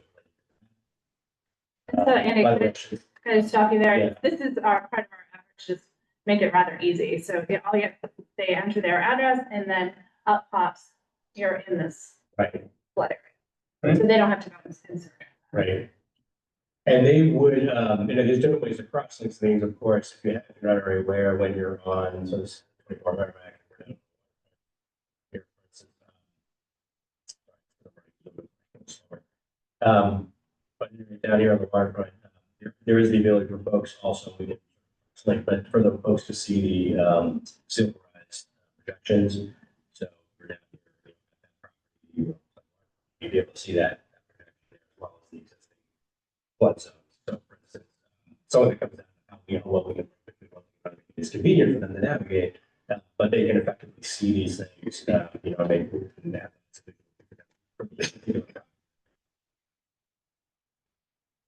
Andy, can you remind me, there was proposed new flood maps? Have they been finalized? They've been finalized, yeah. Yeah, they've been adopted, they've been finalized. They did not make any significant changes, but there were a few pieces of work changed slightly. But those are the books already. My understanding is FEMA maybe like another 4 years ago, we might see the other files that weren't updated. Ocean side, what's coming in. See what those show.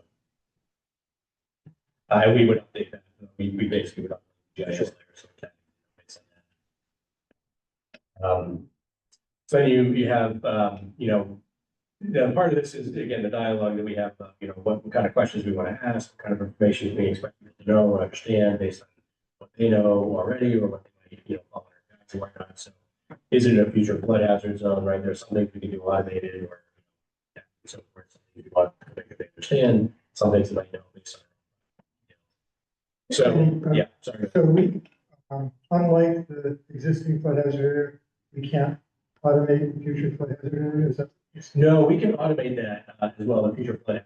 So it's really just for us, we just have to, it might be something that's not up to date already, or we need to roll into it, but we can have it at both the existing flood zones and, you know, distinguish from that, the future flood hazard. We want to be clear about when we're labeling something for sure. Yeah, we can do both those layers. And see, well, it's, I guess in this case, it would seem that if you're in the existing flood hazard area, you're also going to be in the future flood hazard area. Correct. So why would you be asking them, you know, so I'm saying? Well, correct, and that's why, for me, that question makes no sense to ask at all in that context there, that way. So you would, So Yeah, you can almost skip over it. You can skip over it, right? So again, this was, keep in mind, this is a product in sort of evolution of different variations as we got to this point. This was kind of the cleanest, most logical format that we reached. And so we thought it would make sense to get feedback from you all. And you make a correct point, which is that something could be automated better or. I wonder if that earlier slide that says you're in an existing flood hazard, whether you could have both of those on it.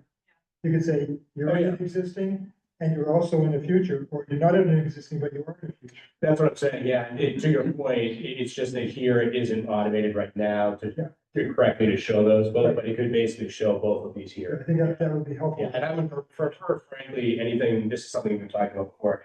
I would much prefer in a permitting situation or anything like this, accuracy wise, to have it automated based on the factual and, scientific information from our databases, rather than people trying to interpret correctly something, because that does not always turn out with correct information. So it doesn't make any sense to rely upon that information if we can automate it, as a correct source. So to your point, we could flag other things in here as well. And that's basically what's happening sometimes in the zoning district, that kind of work. And what's DOD permit.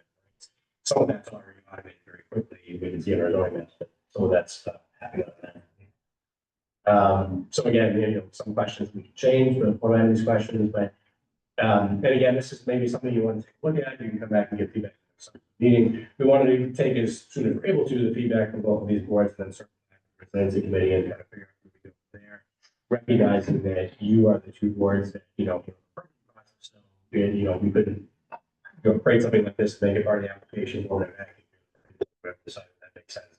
I would note, by the way, we did have a comment from one of the city councils of the Conservation Commission who had expressed a little bit concerned. I think we just wanted to make sure that one of the council might be a little bit sort of, I think, more sort of proactive changes that might affect things like that. But just as an understanding, I did discuss the possible sort of communication, sort of updating the list of where something like this might be, is it all communication form, wherever it is. But that was, as we explained at that meeting, this is still discussing what makes sense. Based on where all the boards are, but it deserves, because you might need to take a look at yourselves in between. You can take, it's not lengthy, but you can see where it's stepping. You can see some of these particulars and missing the technique. Those part and include. Are we commenting on the appropriateness of these solutions? Yeah, that's a great question. I'm glad you asked that. I just really have the. Yeah, that's a great question. Jen and I actually had another these are all, great questions for us to be asking, and I think we should be. One thing I would love to see, linking to that, essentially at the end of the day, is the actual standards or criteria that we're going to use, so that we're tying in there. So if we're looking, for instance, irrespective of the detail, if it was, all new structures that are built, going forward within a hazard zone should be built, at this elevation or outside of this, that's, I'd rather have something like that codified very clearly in there than the backstop the board can rely upon. If there's other ways of doing it, we're going to give the provision, but it makes sense to have that piece in there. The confusion that could happen, potentially, again, recognizing we're policy reports here, and, there could be, folks both applicants and the boards may be a little bit confused about what they have criteria for versus the questions that are being asked, and then having sort of back and forth about whether something can be sort of mandated, whether or not they've gone far enough to be a, threshold or standard. So we'll want to, I think, improve those thresholds of standards going forward, like any other criteria, especially climate change, sea level rise, things like that, future flood hazards, But those are building code issues too, right? So you wouldn't want to very hard some parking there. Everyone knows what parking is, I know what you're saying. You need a standard, because if you impose something that wasn't buildable. Yeah. Or was something someone could object and say, hey, it's unfairly picking me out because I happen to be in a location. That's where it gets slippery slope. Yeah, I mean, I guess the land use plan, I'd say, this is difficult. That's the risk of, when you're in the hazard zone. Like, or should be higher, or should be inland, let's say. And no question, but what I'm saying is there would be people that would much be more learned in the civil engineering work. For sure. right? We would want to say something that seemed good, put in a seawall, right? Yeah, But have no effect other than the expense of the seawall. Okay. agreed, yeah, and there's a spectrum of debate to have there too, about, you know, how much time does an applicant put into this, do they understand everything? They might be a civil engineer who understands lots of these things, you know, get a planner, a civil engineer, let's say architect, and just who doesn't, you know, an applicant who's a homeowner. That's another thing too, you know, what is there a threshold for a project, you know, application form like this, you know, a homeowner who's, you know, triggered in some way, you know, we just need to think about what makes sense. Hope that, I mean, this list is a series of options. How you might condition. Right. Is the hope that the broader peer review by engineer would address all of this somehow and be appropriate of the response. I think that's how it should be done. I think that that's an error discussion though, because of the need to possibly update the regulations to have more explicit reference or criteria. Correct. Like, for instance, there are a few things like for energy efficiency or things like that we touch on in the smart district, right? So it's sort of parallel to some of that stuff. But I think, you know, we would want to, for the reason we want to potentially look at the site criteria. Put these in the ordinance and say maybe there's a new criteria or a threshold that has to be met. So maybe the special permit criteria takes into account as well. You know, if you're in a hazard zone, it's got, you know, taking into account future sea level rise and you've responded to, you know, so that's the kind of stuff. Whether or not the educational, because Jane, correct me if I'm wrong, but there's a thought process here that part of this could be rolled out as an educational tool as part of the application process in advance of being, even in some cases, sort of the formal.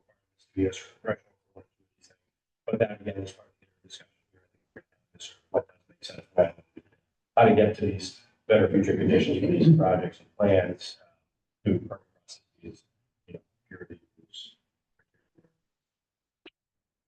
I should say, just background, there is a document that explains a little bit of each of these for the applicant, so it's not just, well, you know, asking just without a context. But yeah, there's definitely, you know, how are these applied? It opens up some questions. But we felt like this was a first step. Might as well put it and get feedback.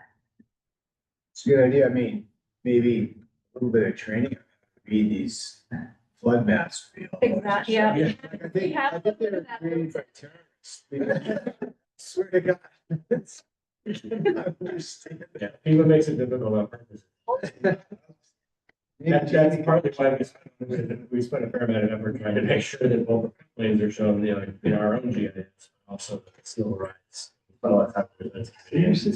So when we, right now, it points to my map and we have instructions that the link isn't live, but automated is way better. Right. But just remember that, the pointer and what we're looking for is actually that future flood hazard area of 2070. Yes. So you can see So this, you can see how that goes up just the downtown area here. So is the thought, and I appreciate the development that went into this, is the thought to eventually populate it enough and then do a demo for us to say, okay, here's how it really works, here's what it is. Because I mean, I can comment and say, oh, this would be nice to ask, this would be a nice link, but that may not push the ball that far down the road. I mean, we could run a sample sort of project plan, you know, sort of through it, just kind of showing, you know, what it goes with. I think in some ways, from my perspective, I would think if we get any early feedback, even before, because again, we could run like an example of like a city project, or, you know, through here, but we certainly will. You about what you. Yeah, and we'll certainly give that. What I'm saying is that it would be hard to know the value of it until you saw it. Advanced, and then just a simulation, here's what it does, here's how, you know what I mean? Before everyone starts using it, it's like, we're not, say someone uses it, it comes here. Yeah. So the Conservation Commission and the Planning Board, we also talked about going to Builder perhaps, so that they can go through it and give us feedback. Right. Maybe an attorney, you know, a few others that are somewhat, you know, that haven't seen it before. Yeah. And get Steve feedback. Swear, who was here this evening. Exactly. This is.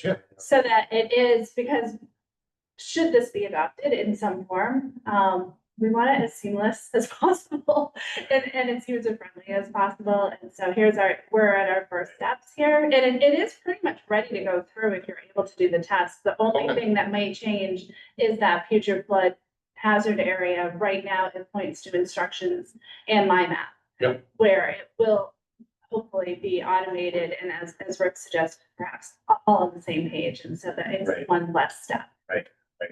Makes sense. Yeah. Are there other cities and towns in Massachusetts using the same? I mean, in various formats, people are trying to get ahead with the criteria that need to be looked at. I can't say, hey, this is probably I read the across which tools they've used to do it, but definitely this is like new type of expectation that, especially for coastal. I'll just say, from that perspective, this is definitely being rolled out. There's definitely not consistency across the Commonwealth. Towns, smaller resources of, smaller communities, they're not going to be as thorough with, but it is definitely a wave of, changes to incorporate these types of things. So you're taking a look at this. We actually We have. started this conversation with Boston, big guy. But And we try to recognize. Boston and Cambridge both have these kind of questionnaires or checklists, much bigger than this. And we kind of boiled it down and boiled it down and boiled it down to where the information we truly wanted. And I can't name the town, somewhat a town or city on the North Shore is called. I can't remember which it is. I'm a little embarrassed about that, but yeah, we're not the only one. Opportunity here, so. Boston and Cambridge have regulations to go along with it. I believe as of when I last looked, yes, they have regulations dealing with some of this material. But the questionnaires go a little bit beyond and they ask we have one space for a narrative, I believe. There's a lot of narrative that Cambridge asked, for example, and that was a year ago. I haven't looked at their most recent one. And so it does go beyond the regulations, I believe, and more toward informational, educational. Because we're all sort of in the same boat. We're coming from one regulatory environment.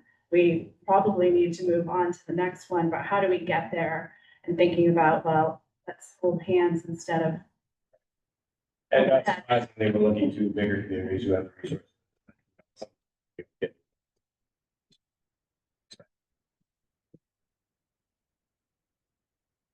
One thing that I'm thinking about how we might use this. We're going to use it. Much more conservation commissions. But found 3 places on the map that are kind of relevant. So one is 3 Boston Way. So look at how we would have viewed 3 Boston Way at this general effect, because 3 Boston Way is in the future flood. That's one thing. Another thing is the subdivision that we did down by the Cambridge. Yeah. That's another one that we might have got a little bit differently. And the third one, I don't know if this has ever come back to us or not, but the one at the bottom of Woodland Street. They want to put several houses on the bottom. That's in the future flood hazard too. So if we, these are real life cases that either have come before us or might come before us. It might be interesting to look at those rather than trying to think about something. We go back and look and see how would we have looked at this? Would the applicant have? If we had asked that, I think that Woodland Street one is staying with his own. Yeah. And speaking to Rick's point, as a member of Resiliency Committee, I'm a real hit at parties and talking about these issues. And I've heard way too many times of friends or, just people I've run into where they're like, I didn't realize that we're in this area, we're in this zone. And so, as a resident, want to give folks a heads up. So that's also part of it. And so those, I don't, it's kind of surprising when you look at the areas, especially where it's not necessarily along the river, but on the backside. So it's not quite, it's not always obvious. Okay, process there, actually, yeah. No, like, Yeah. We don't have issues. I find this really interesting. I have a couple of questions. First of all, if you educate someone about their site, whether they're building something new, I think when it's building something new, it's kind of easy to understand. Maybe thinking about everything, but if it's just a renovation or like the restaurant tonight, which is in the E zone, like what would they do with that information? Does the city provide any help or resources to well, now I know this, what do I do? And the second question is you mentioned temperature resistance. Are there things, this is 99% flooding, but are there other issues that this is going to address? the second portion of it, yeah, here we are, landscaping and stormwater. That's how we're asking about those. There's a couple other topics within there. And so, if we went to the instruction sheets, you would see sort of where those kind of fall in terms of if it's stormwater management, if it's heat, if it's drought, how those different areas address those topics. And I think to your question, if I understand, I think it was mainly to try to show best practices that can be fleshed out further by putting more resources, but not necessarily, of course, having a portion of this resources of the qualified to say, here's how you can specifically incorporate a bioretention basin in your site plan. We certainly would, just because of the frequency with we deal with these things, we work. We think this could be working here to make it. But it would more so to sort of point to this, hoping that, this, we could see the similar. Is there any chance, because the real holy grail is for a lot of people out there to coordinate and be like the Dutch and is there any hope that this leads to cooperation across multiple properties or across, bigger areas? It's part of a larger picture that the resiliency committee, Andy's on there, Rick's on there, someone from the conservation commission's on there, and so it's really representative, large part of the efforts from the city, within the city. And so the resiliency committee has started looking at best management practices, and once we identify those and vet them, we're going to put those up at this website, and it's not a lot yet. But we've held public forums on future flood areas and other resiliency topics. And there's more work to do. Just getting started. Yeah. Well, I would say just be interesting because we're municipality, we're probably trying to make sure that there's some cooperation and everybody's working together as a team to try to do this stuff, right? So because we're the party board, we're the ones that are doing it. Student collective that try to do that. If this raises, I don't want this to raise, what are you doing? Why do we have to do this extra work? But if this raises questions, in some ways, that's going to help that further along what you're talking about. Those coordination. The resiliency committee is looking at grants for, let's study the entire Merrimack, or, the properties along Merrimack River, because it's public and private. And hopefully lead to more cooperation. It's a lot of work. It's a lot to do. A lot of water problems. Water, right? So if you folks want to, because you can get to it, yourself, you want to play around with it, take a look at it. If you want anything from us, just let us know if something you want to try. To do an application to create a account. Which is how it works, but that is really, schedule it. But if you have any thoughts, so maybe we could take them, at the next meeting, we take them in the conservation commission. Just, we're looking at for as much feedback as possible. Should roll out, but, makes up the format. Yeah. You have a target date? Yesterday. Well, we've been working on this for a couple of years, right? enough, yeah. This- I didn't say yes. Don't use that as a case study. Grab some sandbags. Trying to get ahead of it. Line you road on your boat. Yeah. Good. Anyone have any other comments for the good of the order? Oh, just clarification, obviously, the board's letter communication to the ZBA, that's been transmitted, so the ZBA is next expected to discuss the camera project. And then also the 30th, so September 23rd.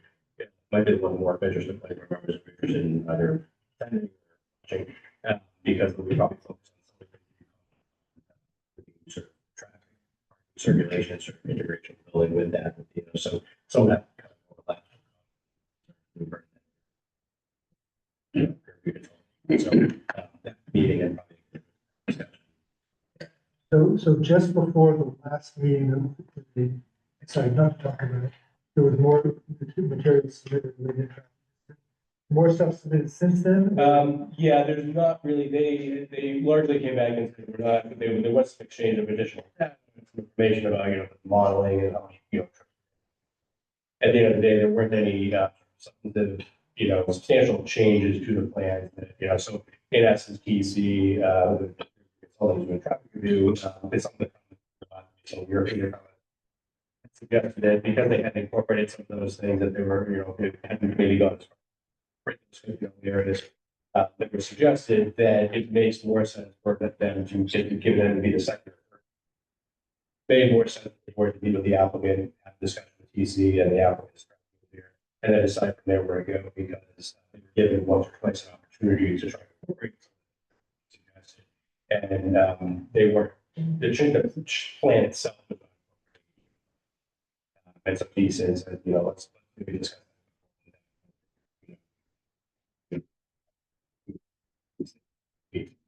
Because you largely see us.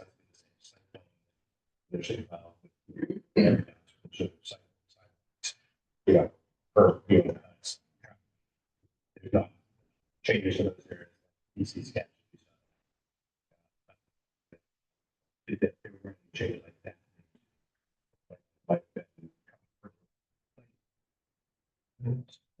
We know when general.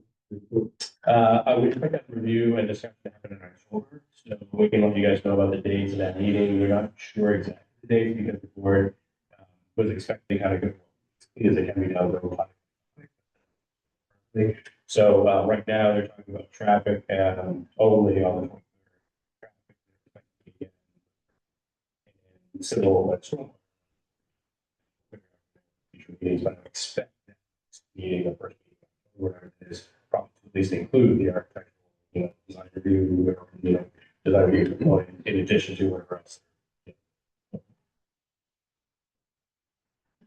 Interesting. Okay, Move to adjourn. did that. I know that you needed it. Second. All those in favor? Yeah. Fire.